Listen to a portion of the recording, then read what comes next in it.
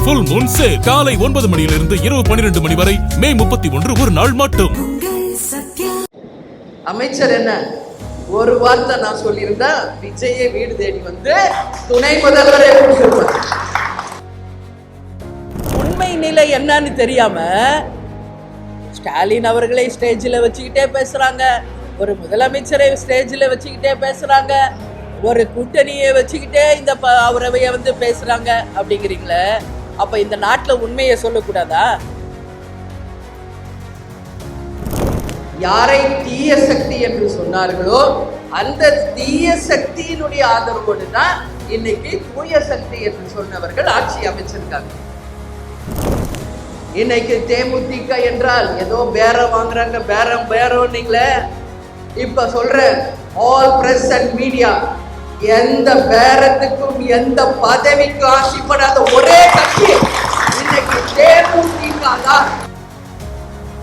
அதான் ஏதோ கெத்து, இதுதான் உண்மை, இதான் நிலைன்னு யாரும் நினைக்காதீங்க. அதுதான் சொல்லுவாங்க, ஆடாதடா மனிதா, ஆட்டம் போட்டு அழிந்து விடுவேன் மனிதா. கழகத்தினுடைய பொதுச் செயலாளர் பெரும் மதிப்பிற்குரிய அண்ணா அவர்களுக்கும் தலைமை கழக நிர்வாகிகளுக்கும் மாவட்ட செயலாளர்களுக்கும் முதற்க நன்றி கலந்த வணக்கத்தினை சொல்லி இந்த தீர்மானத்தை படிக்கின்றேன். இந்த தீர்மானம் ஒவ்வொரு தீர்மானமும் படித்து முடித்த பிறகு நீங்கள் மிகுந்த கரவொலி எடுக்க வேண்டுமாய் அன்போடு கேட்டுக்கொள்கிறேன்.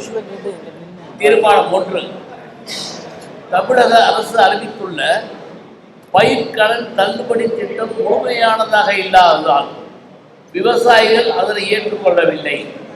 எனவே தேர்தல் வாக்குறுதியில் தெரிவித்தபடி விவசாயிகளின் பயிர்க்கடன்களை முழுமையாக தள்ளுபடி செய்ய அரசு மறுபரிசீலனை செய்து உடனடியாக நடவடிக்கை எடுக்க வேண்டும் என்று தீர்மானம் நிறைவேற்றப்பட்டுள்ளது.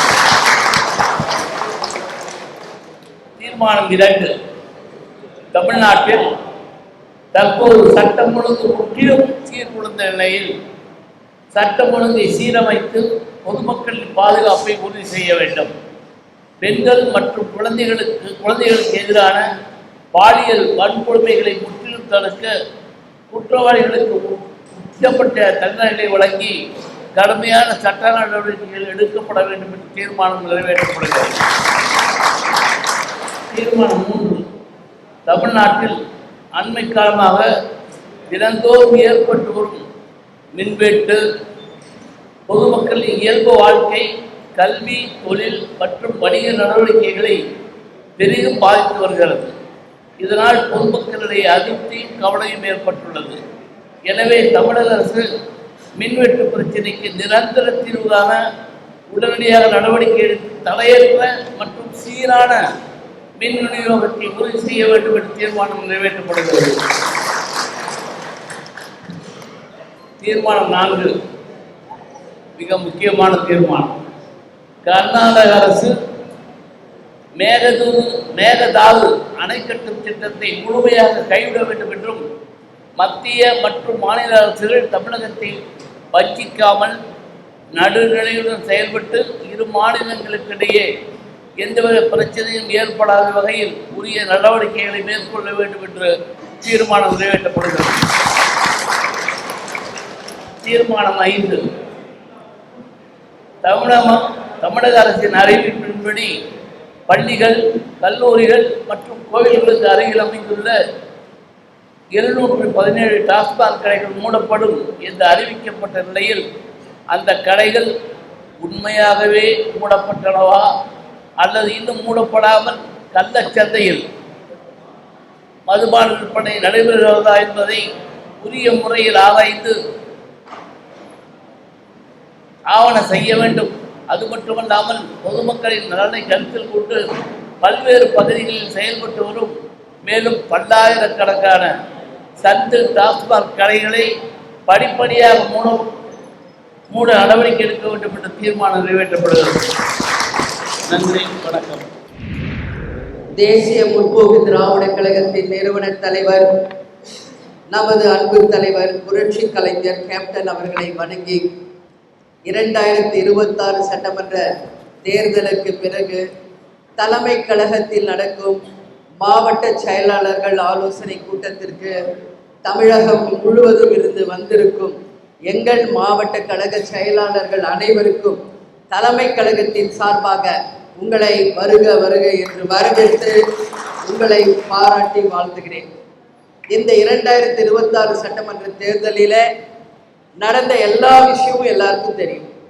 நாம் சார்ந்த கூட்டணி, எங்களுடைய மாவட்ட கழக செயலாளர்கள், ஒன்றியம், நகரம், பேரூர் கிளைக்கழக நிர்வாகிகள், தொண்டர்கள் விரும்பிய கூட்டணி, நீங்கள் விரும்பிய கூட்டணியை இந்த தேர்தலில் தலைமை கழகம் முடிவெடுத்து அந்த கூட்டணியை நாம் தொடர்ந்துகிட்டு இருக்கோம். இந்த கூட்டணியின் தலைவர் அண்ணன் ஸ்டாலின் அவர்களுக்கும் கூட்டணி கட்சியை சேர்ந்த அனைவருக்கும் தேசிய முற்போக்கு திராவிட கழகத்தின் சார்பாக இந்த நேரத்தில் நமது நன்றிகளை, வாழ்த்துக்களை, பாராட்டுகளை இந்த நேரத்தில் தெரிவித்துக் கொள்ள கடமைப்படுகிறேன். இந்த கூட்டணி நிச்சயமாக மிகப்பெரிய ஒரு கூட்டணி தான், இது யாரும் மறுக்க முடியாது. ஆனால் நடந்து முடிந்த சட்டமன்ற தேர்தல் என்பது நான் ஏற்கனவே அறிக்கையிலே அறிவித்தபடி ஒரு மாயையை உருவாக்கி ஒரு சுனாமி போல யாருமே எதிர்பாராத ஒரு தேர்தல் முடிவாக இருந்தது என்றால் என் வார்த்தை மிக இல்லை. அதனால நம்ம என்ன சொல்வோம், 2005 கட்சி ஆரம்பித்து 2006 தேர்தலை சந்தித்த தேசிய முற்போக்கு திராவிட கழகம் இன்றைய எத்தனையோ கட்சிகளுக்கு முன்னுதாரணமாக இருக்கிறது என்றால் அது மிக இல்லை. தனியாக களம் காண முடியும். ஓட்டுக்கு காசு கொடுக்காமல் லஞ்ச ஊழலுக்கு எதிர்த்து மக்களுக்காக உழைத்த ஒரு உண்மையான தலைவர், உண்மையான கட்சி தேசிய முற்போக்கு திராவிட கழகம் என்பதை ஒட்டுமொத்த மக்கள் அறிவார்கள். ஒரு தேர்தலில் வெற்றி தோல்விகள் என்பது சகஜம். ஆனால் இங்கு எதுவுமே நிரந்தரம் கிடையாது. மாற்றம் ஒன்றே மாறாதது.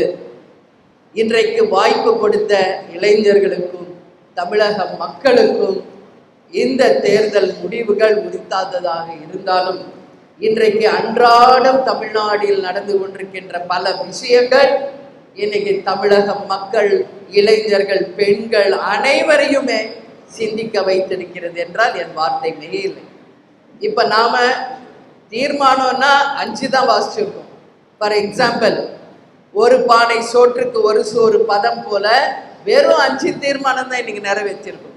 ஆனால் இன்றைக்கு தமிழ்நாட்டில் நடக்கின்ற அவலங்களை பட்டியலிட்டால் இன்றைக்கு ஒரு நாள் காணாது. அந்த அளவு ஆட்சிக்கு வந்து வெகு வெகு சிறிய காலத்திலேயே தமிழகம் முழுவதும் பல்வேறு பிரச்சனைகளை தமிழ்நாடும் தமிழக மக்களும் சந்தித்து கொண்டிருக்கிறார். அதே போல இன்னைக்கு இந்த 5 தீர்மானங்களில் நாம் அறிவித்த இந்த தீர்மானங்களை தமிழக அரசு உரிய கவனத்தில் எடுத்துக்கொண்டு உடனடியாக தமிழ்நாட்டுக்காகவும் தமிழக மக்களுக்காகவும் இதுக்கான தீர்வை கட்டாயம் ஏற்படுத்த வேண்டும் என்பதை தேசிய முற்போக்கு திராவிட கழகத்தின் சார்பாக இந்த மாவட்ட செயலாளர்கள் கூட்டத்தின் வாயிலாக நான் தமிழக அரசை, முதல்வர் அவர்களை கேட்டுக்கொள்கிறேன்.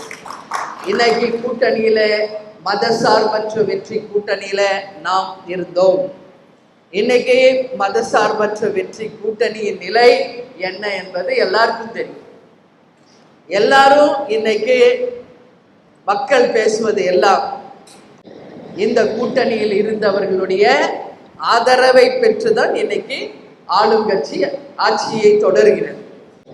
யாரை தீய சக்தி என்று சொன்னார்களோ அந்த தீய சக்தியினுடைய ஆதரவோடு தான் இன்னைக்கு தூய சக்தி என்று சொன்னவர்கள் ஆட்சி அமைச்சிருக்காங்க. இதுவும் மக்கள் பார்த்துக்கிட்டு தான் இருக்காங்க. இங்க யாரும் எதுவும் மறைக்க முடியாது, எல்லாம் வெட்ட வெளிச்சம். என்னெல்லாம் நீங்க வாக்குறுதி கொடுத்து ஆட்சிக்கு வந்திருக்கிறீர்கள் என்பது மக்கள் அறிவார்கள். அதனால 6 மாத காலம் ஒரு புது கட்சிக்கு, ஒரு புது ஆட்சிக்கு வாய்ப்பு தர வேண்டும் என்பதில் யாருக்கும் மாற்று கருத்தில்லை. இதைதான் கேப்டன் அவர்களும் சொன்னார், அதை நாமும் பின்பற்றுவோம்.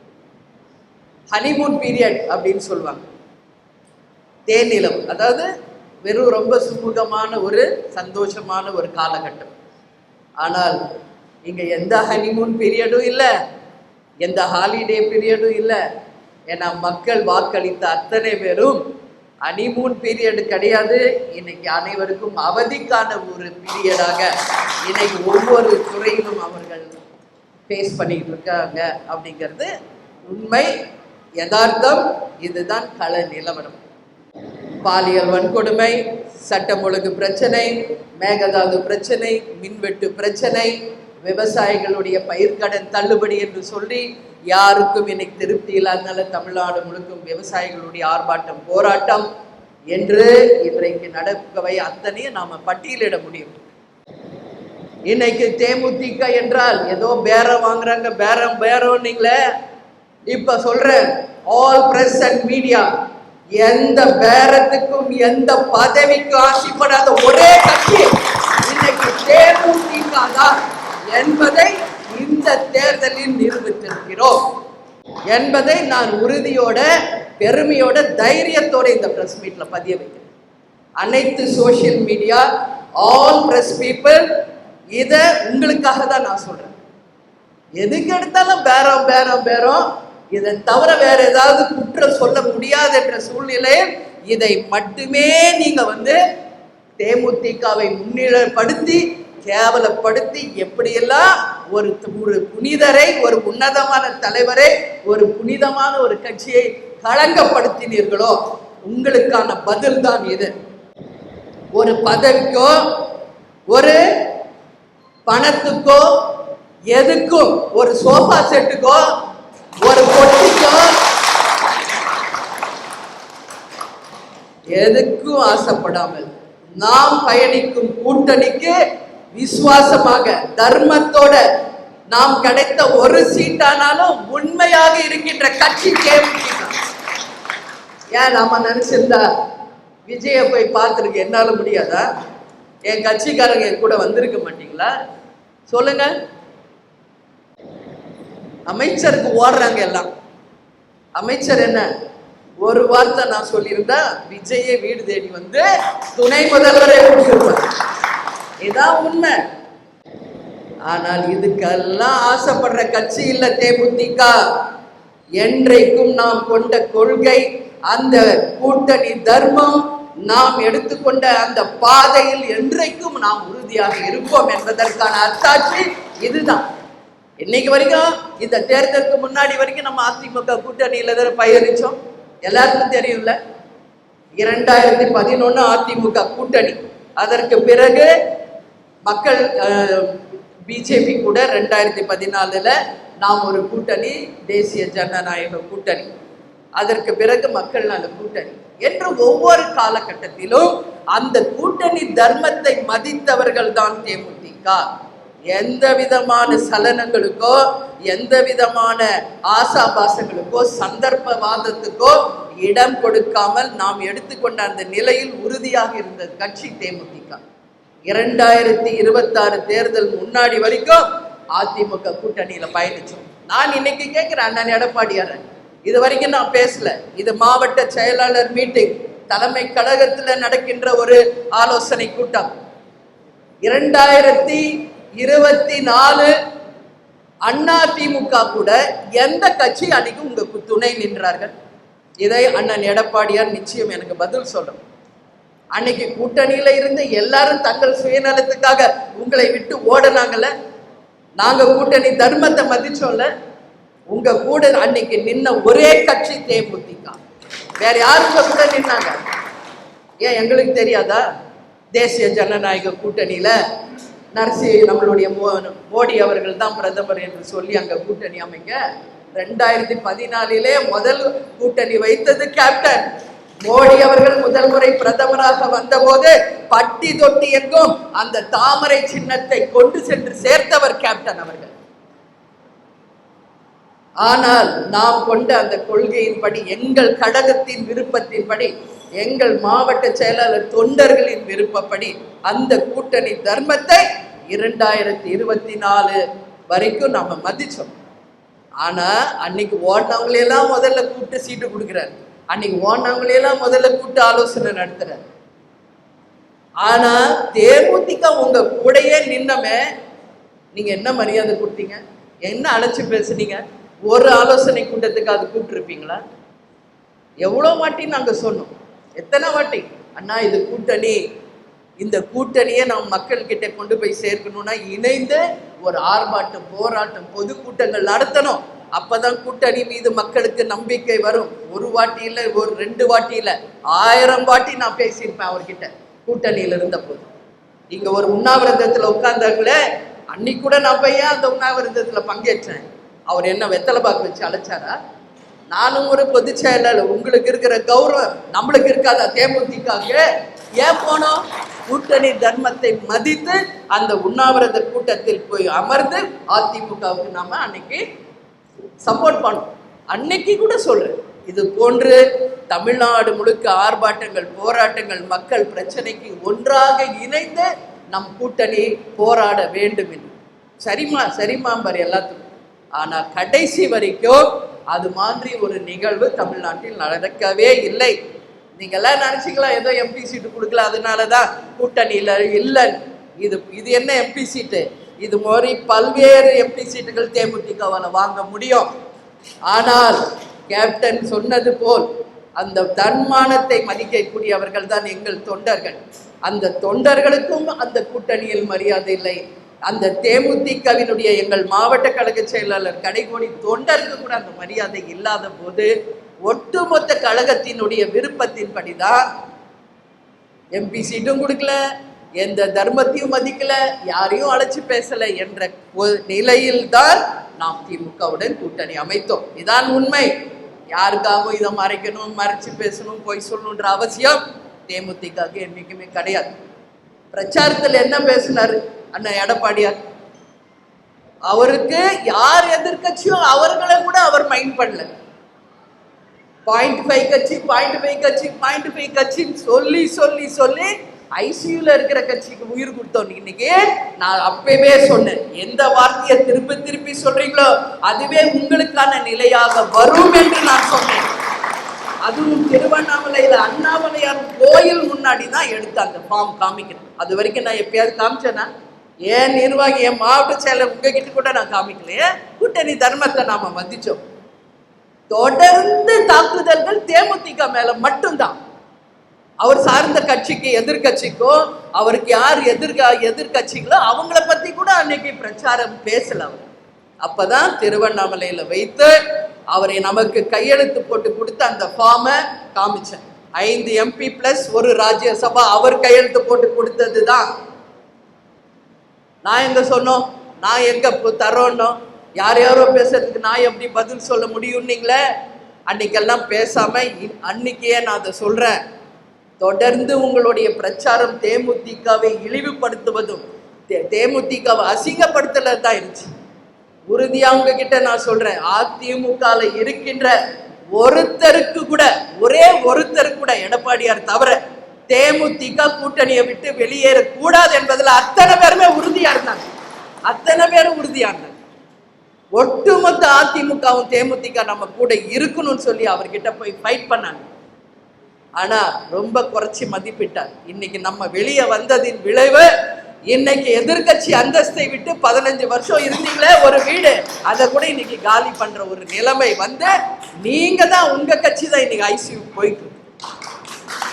பொதுவா எல்லாருமே சொல்வாங்க, வினை விதைத்தால் வினை அறுப்பான், நல்லது செய்தா நல்லது வரும். கேப்டன் எப்பயுமே சொல்வார், அரசன் அன்று கொள்வான், தெய்வம் நின்று கொல்லும் என்று சொல்வார்.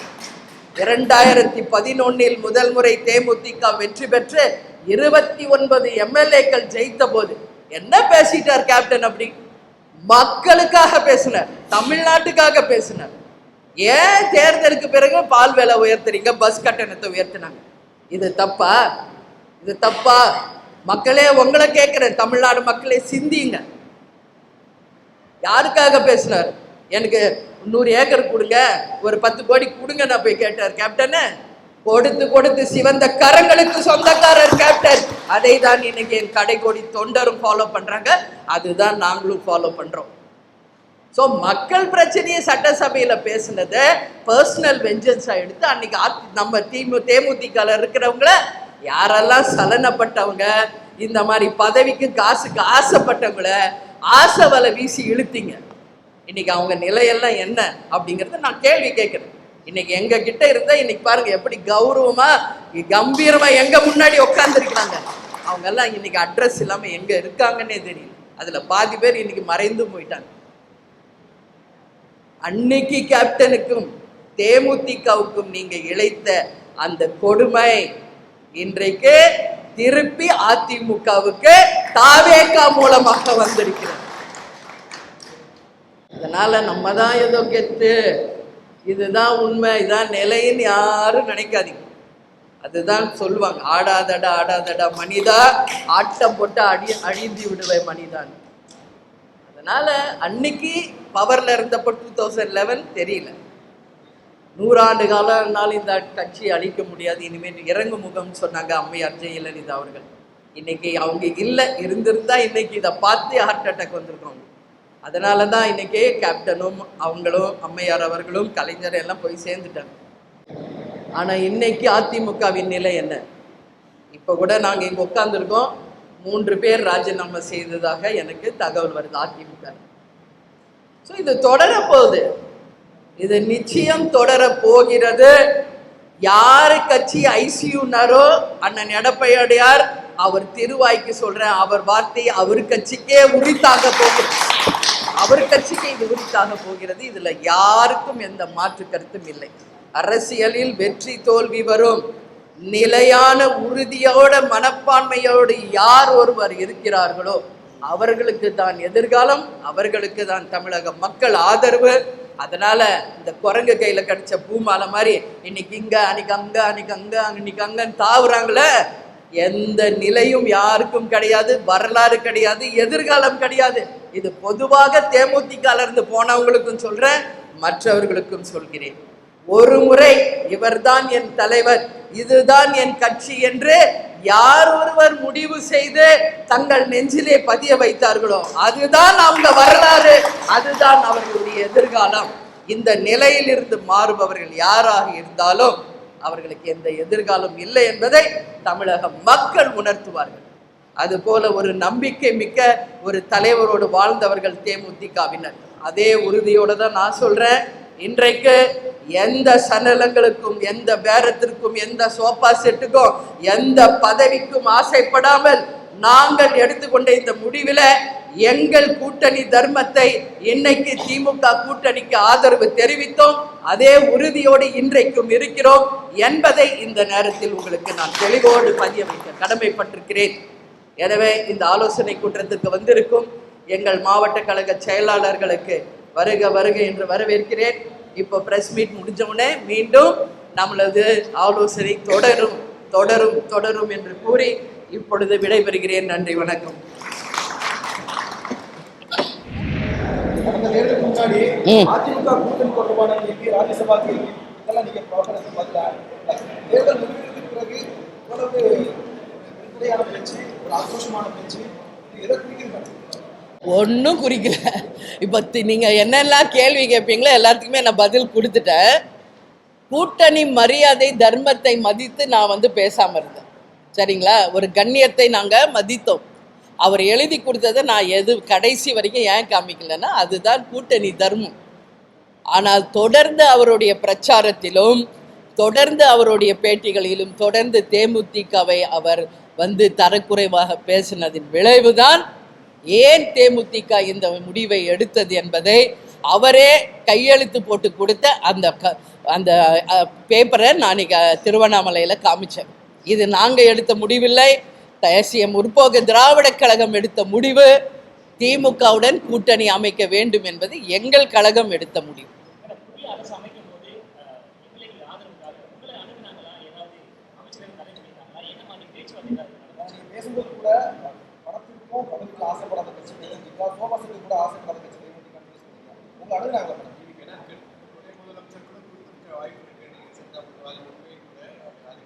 அந்த ஒரு வார்த்தையிலேயே எல்லாத்துக்குமான அர்த்தம் இருக்கிறது. இப்போ மற்றவங்க கிட்டலாம் யார் போய் பேசுறா? மற்றவங்களோட யார் பேசுறா? நான் எப்பவுமே இல்லை ஒரு நிமிஷம், நான் எப்பவுமே சொல்லிக்கிட்டு இருக்கேன், எப்போ இருந்தோ சொல்றேன், இப்பயும் சொல்றேன். கேப்டன் வந்து சினிமா துறையில் விஜய்க்கு மிகப்பெரிய அளவில் சப்போர்ட் பண்ணி அவருக்கு செந்தூர பாண்டி என்ற திரைப்படத்தை நடித்து கொடுத்து அவருக்கு மிகப்பெரிய ஒரு துவக்கத்தை ஏற்படுத்தியவர் கேப்டன். அதனால தான் எங்கள் அண்ணன் கேப்டன் விஜயகாந்த் அவர்கள் என்பதை விஜய் எல்லா தெரியும் சொல்வார். அதைத்தான் நானும் என் தம்பி, என் அன்பு தம்பி விஜய் அவர்கள் என்றுதான் என்னுடைய அனைத்து பிரச்சாரத்திலையும் எல்லா பேட்டிலையும் நான் தொடர்ந்து சொல்லி கொண்டிருக்கிறேன். அப்படி இருக்கும் பொழுது மற்றவர்களை சந்தித்து ஆதரவு கேட்பவர்கள் தேமுதிக கிட்ட கேட்காம இருப்பாங்களா என்ற கேள்வியை உங்ககிட்ட கேட்குறேன். அதனால் இதுக்கெல்லாம் நான் முழுசாக ஓப்பனாக நான் பதில் சொல்ல வேண்டிய அவசியம் இல்லை. ஆனால் தேமுதிக ஒரு நிலைப்பாடை எடுத்தால், ஒரு கூட்டணியை நாங்கள் மதித்து அந்த தேர்தலில் அந்த கூட்டணி பக்கம் நின்னால் அதில் தான் நாங்கள் உறுதியாக இருப்போம். தேர்தலுக்கு முன்பாக ஒரு கூட்டணி, தேர்தல் முடிந்தவுடனே ஒரு நிலைப்பாடு என்ற நிலையை என்றைக்கும் தேமுதிக எடுக்காது. அதுதான் இதற்கான விடை என்பதை தெரிவித்துக் கொள்கிறேன். 2011 தேமுதிக ஒரு 2 ஆண்டுகளுக்கு முன்பாக முன்னாள் ஜெயலலிதா அந்த நிலை தான் அதிமுகவுக்கு ஏற்பட்டிருக்கிறதா சமூக வலைதளத்தில் அதுதான் உண்மை, அதுதான் உண்மை. அதை இப்போ பேசினேன். அரசன் நன்று கொள்வான், தெய்வம் நின்று கொள்ளும். ஒரே சாட்சி. முற்பகல் செய்யின் பிற்பகல் விளையும். வினை விதைத்தால் வினைதான் அறுப்பார்கள். அதற்கான சான்று தான் இது. அன்னைக்கு தேமுதிக என்ன செஞ்சாங்களோ இன்னைக்கு அப்படியே அவங்களுக்கு திரும்ப வந்திருக்கிறது. இதுதான் உண்மை. இதுதான் கர்மான்னு சொல்லுவாங்க. கர்மா என்று ஒன்று இருக்குல்ல, அதை யாரும் ஒன்றும் பண்ண முடியாது. அந்த கர்மா திருப்பி உங்களுக்கே வரும் என்பதற்கான உதாரணம் தான் இன்னைக்கு அதிமுகவின் நிலை. இது ஒட்டுமொத்த அதிமுகவினர் தேமுதிக நம்ம கூட இருக்கணும், தேமுதிக நம் தோழமை என்பதை அத்தனை பேரும் சொல்லும் போதும் அதை ஏற்றுக்காததின் விளைவு இன்னைக்கு அந்த கர்மாவை இன்னைக்கு அண்ணன் எடப்பாடியார் அவர்கள் அறுவடை செய்து கொண்டிருக்கிறார்.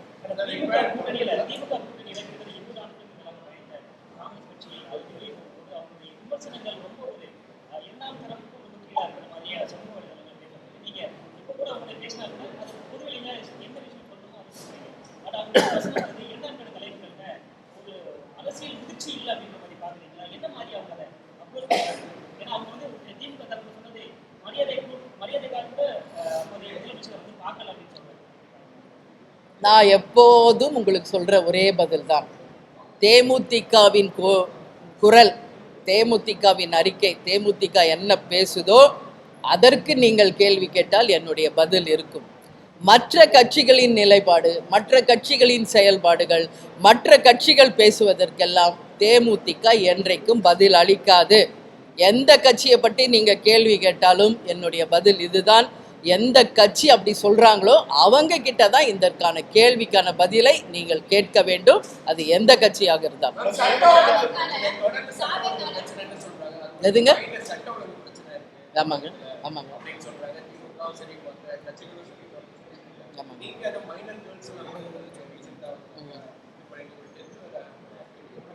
டெய்லி நான் அறிக்கை கொடுத்துக்கிட்டு இருக்கேன். இன்னைக்கு தீர்மானம் அதை தான் நிறைவேற்றி இருக்கிறோம். சட்டம் ஒழுங்கும் பாலியல் வன்கொடுமைகளும் மிக மிக அதிகமாக தான் போயிட்டு இருக்கு. இன்னைக்கு மதுக்கடைகள் மூடப்பட்டு இருக்குன்னு சொல்றாங்க. ஆனால் உண்மையிலேயே அது மூடப்பட்டிருக்கிறதா என்றால் மிகப்பெரிய கேள்வி. 717 கோவில்கள், பள்ளிகள், கல்லூரிகளுக்கு பக்கத்தில் இருக்கின்ற மதுக்கடைகள் மூடப்படும் என்று முதல்வர் அறிவித்தார். ஆனால் இன்றைக்கு வரைக்கும் உண்மையாக அவை மூடப்பட்டிருக்கா என்ற கேள்விக்கு பதில் அவங்க தான் கொடுக்கணும்.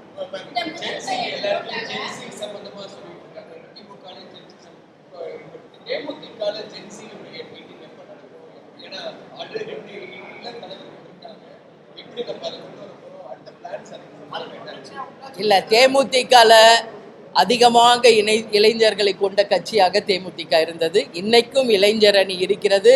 விஜய பிரபாகர் இளைஞர் அணி செயலாளராக இருக்கிறார். இன்றைக்கும் எங்கள் கட்சியில பல லட்சம் பேர் இளைஞர்களாக இருக்கிறாங்க. எல்லா ஐடி விங் இருக்கு, எல்லா அணிகளும் எங்களுக்கு இருக்கு. உறுதியாக இப்பதான் தேர்தல் முடிந்திருக்கிறது. எங்களுடைய அடுத்த கட்டம் உறுதியாக தமிழ்நாடு முழுக்க எப்படி நாங்கள் மக்களுக்காக மக்கள் பணியை உள்ளம் தேடி இல்லம் நாடி என்று சென்று மக்களை சந்தித்தோமோ அதுபோல் உறுதியாக எங்கள் அடுத்த கட்ட அறிவிப்புகள் இருக்கும்.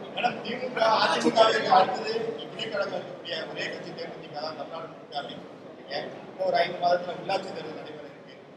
தேமுதிகவுடைய நிலைப்பாடு என்ன, அதுக்கு தேமுதிக எப்படி தயாராகும்?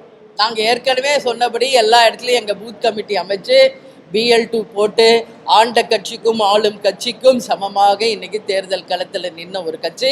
அதை இந்த முறை திமுக கூட்டணியில் போட்டியிட்ட அனைத்து வேட்பாளர்களும் என்னிடமே ஒத்துக்கிட்டாங்க. எங்களுக்கு மிகப்பெரிய பக்கபலமாக இருந்தது தேமுதிக. ஒவ்வொரு இடத்திலும் உங்கள் கழகத்தை சேர்ந்தவர்கள் களத்திலே மிக பிரம்மாண்டமாக எங்களுக்காக உழைத்து எங்கள் வெற்றிக்கும் உறுதியாக இருந்தாங்க. தோல்வி என்பது சகஜம், ஆனால் உண்மை கள வீரர்களாக தேமுதிக பணியாற்றினார்கள் என்று கூட்டணி கட்சியை சேர்ந்த அனைவரும் என்னிடம் இதை சொன்னாங்க. அண்ணன் ஸ்டாலின் உட்பட அமைச்சர்கள் உட்பட இதை என்னிடம் பகிர்ந்து கொண்டார். தேமுதிக இன்னைக்கு எங்கள் கூட்டணியில் இருப்பது நாங்கள் பெருமையாக நினைக்கிறோம், மகிழ்ச்சியாக நினைக்கிறோம், இதை வரவேற்கிறோம் என்று அண்ணன் ஸ்டாலின், தம்பி உதயா உட்பட அனைத்து அமைச்சர்களுமே இதை என்னிடம் சொன்னாங்க. அதனால நிச்சயமாக தேமுதிகவின் பங்கு மிகப்பெரிய அளவில் இருக்கும். இனி வருகின்ற தேர்தல்களிலும் தேமுதிக மிகப்பெரிய அளவில் நிச்சயமாக எங்கள் உழைப்பை நாங்கள் நிரூபிப்போம்.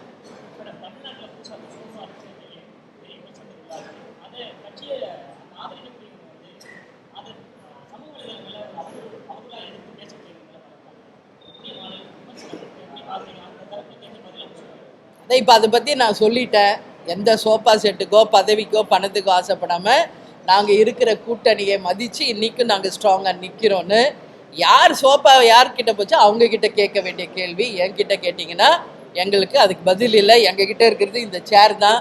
இது பல வருஷமாக கேப்டன் காலத்தில் இருக்கிற அதே டேபிள், அதே சேர், அதே office. No changes in our office. பல ஆண்டுகளுக்கு பிறகாக தேமுதிகவுக்கு ஒரு வெற்றி கிடைத்திருந்தாலும் 9 இடங்களில் தோல்வி கிடைச்சிருக்கு. அது குறித்து தேமுதிக எப்போ ஆய்வு செய்யப்படுறது, அதுக்கான காரணம் என்ன, ஏதாவது அமைக்க வாய்ப்பு இருக்கா? அதுக்கான ஆலோசனை கூட்டம் தான் இது. அதற்கான ஆலோசனை கூட்டம் தான். அதனால் இன்னைக்கு 9 தொகுதிகளில் நாங்கள் தோற்று இருந்தாலும் எங்கள் கழகத்தினுடைய வெற்றி இன்னைக்கு 10ல் 5 3வது இடம், 5 2வது இடம் பெற்றிருக்கிறோம். இப்போ நடந்து முடிந்த தேர்தல் உண்மையான தேர்தல் இல்லை என்றுதான் மக்களுடைய கருத்து. இது ஒரு சுனாமி, இது ஒரு மாயை, இது ஒரு கவர்ச்சி, ஒரு சோசியல் மீடியா பவர் கொண்டு ஜெயிச்சது அப்படிங்கிறது சொல்றாங்க. தேமுதிக மட்டும் 9 தொகுதி ஜெயிக்கல. இன்னைக்கு அண்ணன் ஸ்டாலின் அவர்களே அவர் இன்னைக்கு ஒரு சிங்கப்பூர் சிட்டி மாதிரி டெவலப் பண்ணி வச்சிருக்காரு கொளத்தூர் தொகுதியில். அதுக்கு மேலே யாரும் ஒரு தொகுதிக்காக செய்ய முடியாது. அவரே இன்னைக்கு தோல்வியை சந்தித்து இருக்கிறார். மிகப்பெரிய ஜாம்பாவான்கள் என்று நம்ம சொன்ன அனைத்து அமைச்சர்கள் இன்னைக்கு தோல்வியை சந்திச்சிருக்காங்க. யாரெல்லாம் ஜெயிப்பாங்கன்னு நினைச்சோமோ அவங்கெல்லாம் தோற்றிருக்காங்க. ஆனால் அதுவே இறுதி கிடையாது. மாற்றம் என்பது தான் உண்மையானது. Anything can change any time. அதனால் நிச்சயமாக எப்போ வேண்டுமென்றாலும் தேர்தல்கள் வரலாம், மாற்றங்கள் வரலாம். எதற்காக அஞ்சக்கூடிய கட்சி தேமுதிக கிடையாது. எம்எல்ஏக்கள் கிட்டத்தட்ட 1 மாதம் காலம் கூட ஆகல. 4 எம்எல்ஏக்கள் ராஜினாமா எடுத்து பொதுமக்களுடைய மனநிலை என்னவா இருக்கு? பாருங்க, எல்லாம் கையில் பாருங்க, எல்லார் கையிலையும் மை இருக்கா? அத்தனை பேர் கையிலையும் மை இருக்கா? இன்னும் மை கூட யார் கையில இருந்து போகல. அதுக்குள்ள இப்படி ஒரு நிலை தமிழ்நாட்டுக்கு வரும் என்று யாரும் கனவுல கூட காணல. So this is the first time இப்படி ஒரு தேர்தல், இப்படி ஒரு முடிவுகள். இது தேமுதிக தலைகுனிவாக நாங்கள் எடுத்துக்கொள்கிறோம். இந்த நிலையை தேமுதிக தலைகுனிவாக நாங்கள் எடுத்துக்கிறோம். அப்போ உங்களை நம்பி ஓட்டு போட்டு ஜெயிக்க வச்ச உங்கள் தொகுதி மக்களுக்கு நீங்கள் என்ன பதில் சொல்ல போறீங்க? எங்கள் தொகுதிக்காக தான் முடிவெடுத்தோன்னு சொல்கிறாங்க. இதே தான் 2011 எங்கள் கூட இருந்து எங்கள் கட்சியிலேருந்து வெளியே போனவங்களும் இதே டைலாகை சொல்லிட்டு தான் போனாங்க. ஏன்னா வேற சொல்கிறதுக்கு அங்கே ஒன்றும் கிடையாது. எங்கள் தொகுதிக்காக நாங்கள் போகிறோம், எங்கள் தொகுதிக்காக போகிறோம். தொகுதிக்காக போய் என்ன பண்ணீங்க தொகுதிக்காக? ஸோ இது எல்லாமே கண் துடைப்புங்க. அதனால் கையில் மை கூட இன்னைக்கு தமிழ்நாட்டில் ஒருத்தர் கையில் கூட அலையில. ஆனாலும் அந்த வாக்களித்த மக்களுக்கு இது மிகப்பெரிய துரோகம். உங்களுடைய பேச்சு சட்டமன்றத்தில் முன்மொழியாக பேசுனீங்க. அந்த பேச்சு பெருமளவில் கவரப்பட்டுச்சு. எதிர்கட்சி தலைவர் அளவுக்கு இவங்களும் பேசுறாங்க அப்படின்றத தேமுதிக மற்ற எதிர்கட்சி தலைவர்களுமே அதை பாராட்டி பேசியிருந்தாங்க. உங்களுடைய அடுத்த கட்டமாக மக்களுடைய பிரச்சனைகளை சட்டமன்றத்தில் எப்படி வெளிப்படுத்த போறீங்க? எந்த விதத்தில் உங்களுக்கு மக்களுடைய பிரச்சனைகளை இன்னும் என்னோட கன்னி பேச்சே இன்னும் நான் அசெம்பிளியில் பேசவே இல்லை. இன்னும் கன்னி பேச்சே போய் பதவி ஏற்ற ஒரு நாள், 2வது நாள் பேரவை தலைவரை அன்னைக்கு வாழ்த்தி பேசினேன். 3வது நாள் அங்கே நடந்த நிகழ்வுகளை நம்ம சுட்டி காட்டியிருக்கோம். இவ்வளோதான். இன்னும் என்னோட கன்னி பேச்சு கூட ஆரம்பிக்கலை. நாங்கள் என்றைக்கும் கேப்டன் அவர்கள் எங்களுக்கு வகுத்து கொடுத்த அந்த பாதையில் தமிழ்நாட்டுக்காகவும் தமிழக மக்களுக்காகவும் எதற்காகவும் அஞ்சாமல் உண்மையை சொல்வோம், உறக்க சொல்வோம்.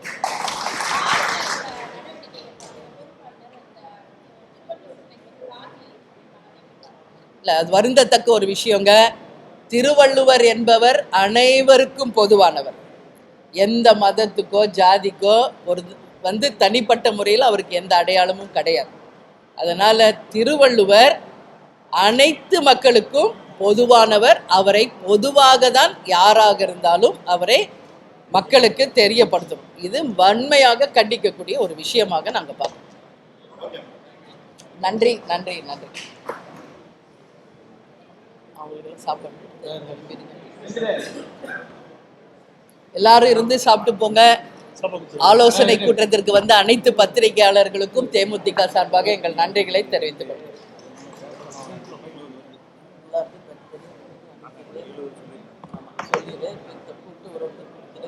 இது முடிச்சுதான் நாங்கள் கோயில்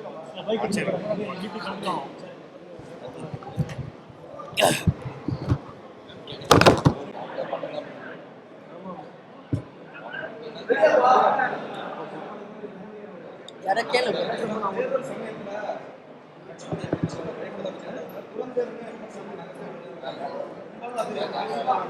சமூக வலைதளங்கள சொன்னாங்க இல்லையே.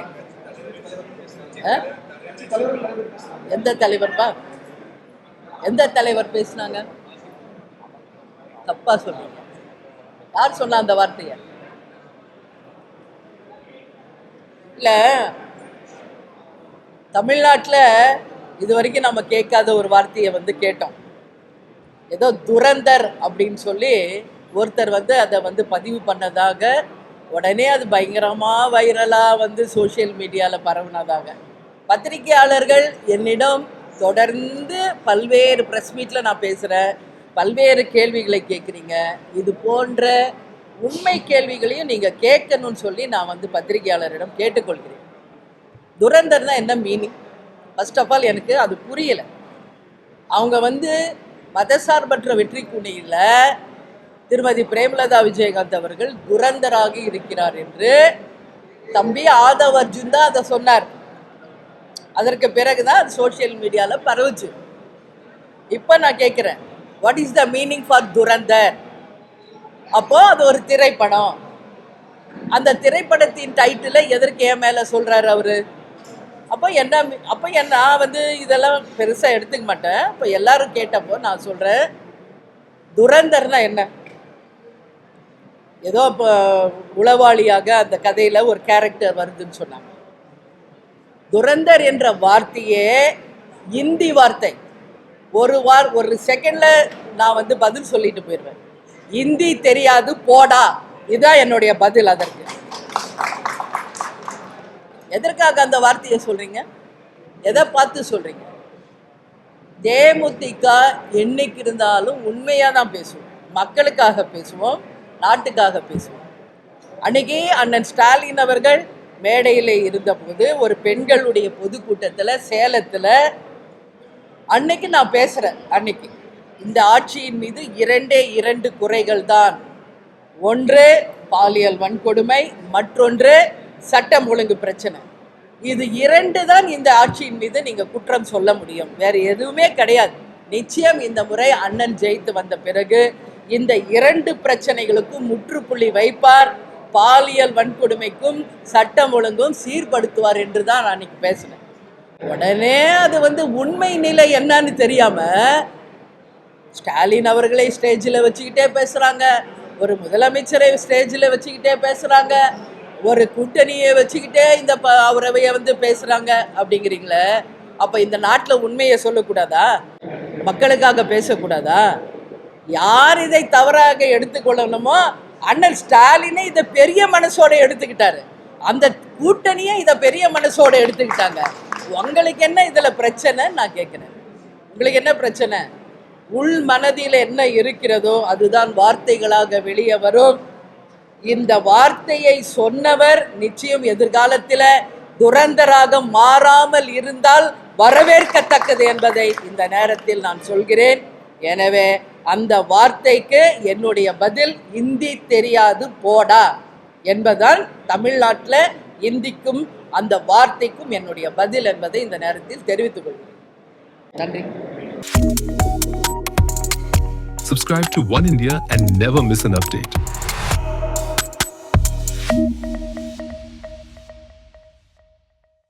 ஃபுல் மூன் சேல் காலை 9 மணியிலிருந்து இரவு 12 மணி வரை மே 31 ஒரு நாள் மட்டும்.